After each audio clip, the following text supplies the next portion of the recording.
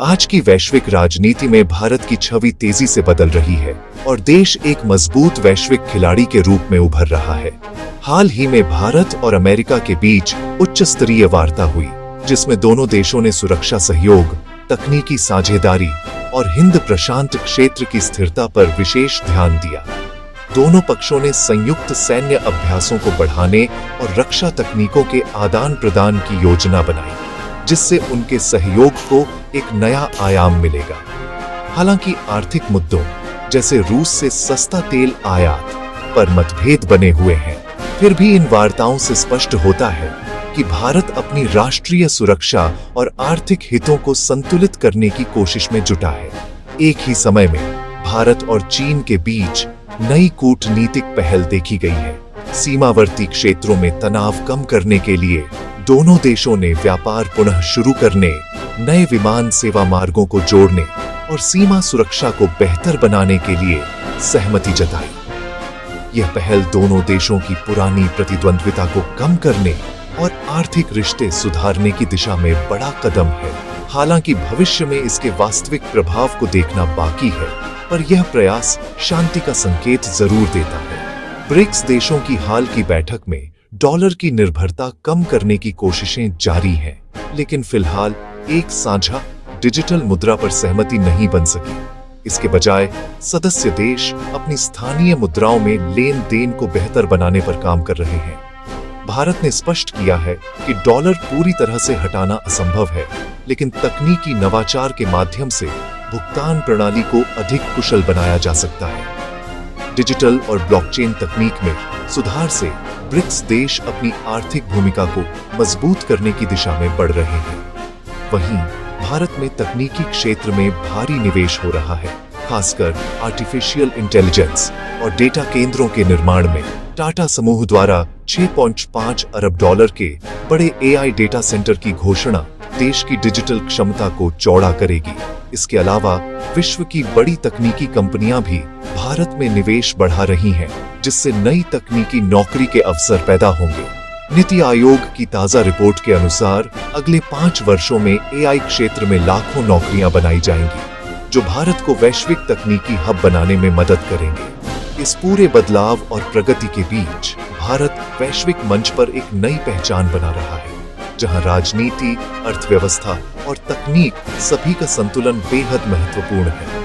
आने वाले समय में यह देखना दिलचस्प होगा कि भारत अपनी नई भूमिका को कैसे निभाता है और दुनिया में अपनी जगह मजबूत करता है। तो चलिए नजर डालते हैं आज की महा अपडेट्स पर। लेकिन आगे बढ़ने से पहले आप सभी से एक गुजारिश है, अगर आप भी इस तरह से अंतर्राष्ट्रीय समाचारों में दिलचस्पी रखते हैं तो कृपया वीडियो को एक लाइक करें। कमेंट फ्री है, कमेंट भी कर दें। और हाँ, यहाँ मिलते हैं रोजाना महादेशों के अपडेट्स, तो चैनल को सब्सक्राइब भी जरूर कर लें ताकि आप रहे दूसरों से एक कदम आगे। तो चलिए शुरू कर। वहीं दूसरी ओर दुनिया के सबसे ताकतवर देशों की राजनीति में हाल ही में हुए फैसले और घटनाएं मानवता के भविष्य को गहरे प्रभावित कर रही हैं।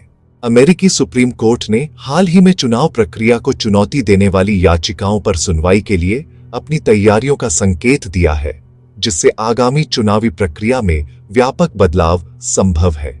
यह कदम ऐसे समय में आया है जब चुनावों के दौरान मेल इन बैलेट्स को लेकर बहस तेज हो रही है और यह मुद्दा अमेरिका की लोकतांत्रिक प्रक्रिया के अंतिम आधार को प्रभावित कर सकता है।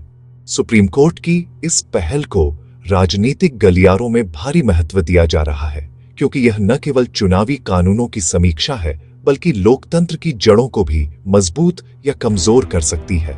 चीन और ताइवान के बीच समुद्री और वायुसैनिक तनाव में भी वृद्धि देखी जा रही है। चीन ने ताइवान के नजदीक अपने नौसैनिक अभ्यासों को बढ़ा दिया है, जिसमें संभावित सैन्य आक्रमण के लिए तैयारियों की जानकारी मिली है। इन अभ्यासों में ताइवान के प्रशासनिक केंद्र की नकल पर आधारित प्रशिक्षण क्षेत्र शामिल है, जो यह संकेत देते हैं कि चीन संभावित लड़ाई की तैयारी कर रहा है। यह क्षेत्र पूर्वी एशिया की सुरक्षा के लिए गहरे खतरे को दर्शाता है, जहां अमेरिका और जापान जैसी विश्व की बड़ी ताकतें भी गंभीरता से स्थिति पर नजर बनाए हुए हैं। रूस और यूक्रेन के बीच युद्ध की स्थिति में शांति प्रयासों का दम घुटता दिख रहा है। जहां अगस्त में हुई अमेरिका रूस की बैठक के बाद बनी उम्मीदें अब धीरे धीरे खत्म हो रही हैं। रूस के अधिकारियों ने यूरोप के द्वारा शांति प्रक्रिया को बाधित करने का आरोप लगाया है, जबकि राष्ट्रपति पुतिन ने सीमावर्ती क्षेत्रों पर कब्जे को और भी मजबूत किया है।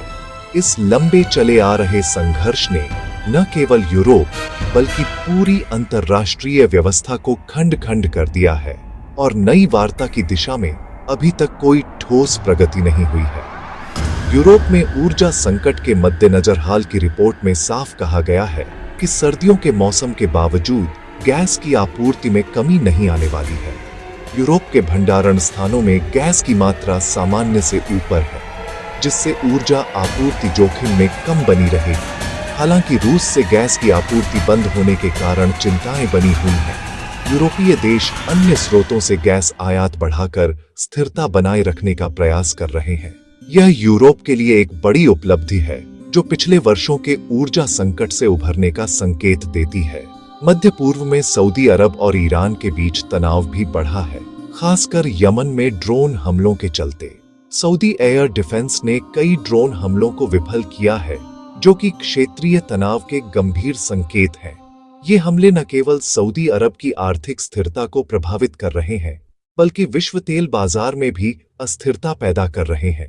इस क्षेत्र में छुपे सैन्य और राजनीतिक गठजोड़ पूरी दुनिया की सुरक्षा के लिए चिंता का विषय बने हुए हैं। इन घटनाओं ने वैश्विक राजनीति और सुरक्षा के परिदृश्य को पूरी तरह से बदल दिया है और आने वाले समय में इनके निर्णय अंतर्राष्ट्रीय संतुलन तथा आर्थिक स्थिरता को निर्णायक रूप से प्रभावित करेंगे। दुनिया के सामने अब जलवायु परिवर्तन की चुनौती गंभीरता से खड़ी है और हाल ही में संयुक्त राष्ट्र की रिपोर्ट ने आर्कटिक तथा अंटार्कटिक क्षेत्र में बर्फ के लगातार घटते फैलाव की चेतावनी दी है। 2025 में आर्कटिक समुद्री बर्फ का रिकॉर्ड स्तर पर न्यूनतम होना सैटेलाइट डेटा से स्पष्ट होता है, जो समुद्र के जल स्तर में अनपेक्षित वृद्धि और वैश्विक जलवायु तंत्र के अस्थिर होने का संकेत देता है। विशेषज्ञों के अनुसार पिघलते ग्लेशियरों से बाढ़ की आवृत्ति बढ़ेगी, जिससे मानव जीवन और सामाजिक आर्थिक तंत्रों पर गंभीर प्रभाव पड़ सकते हैं। इसके साथ ही वैश्विक कच्चे तेल की कीमतों में भी अस्थिरता बनी हुई है, जो राजनीतिक तनाव, आपूर्ति बाधाओं और ओपेक प्लस की नीतियों के चलते $64 से $67 प्रति बैरल के बीच उतार चढ़ाव कर रही है। इस स्थिति ने खासकर ऊर्जा आयात करने वाले देशों की आर्थिक स्थिरता को चुनौती दी है।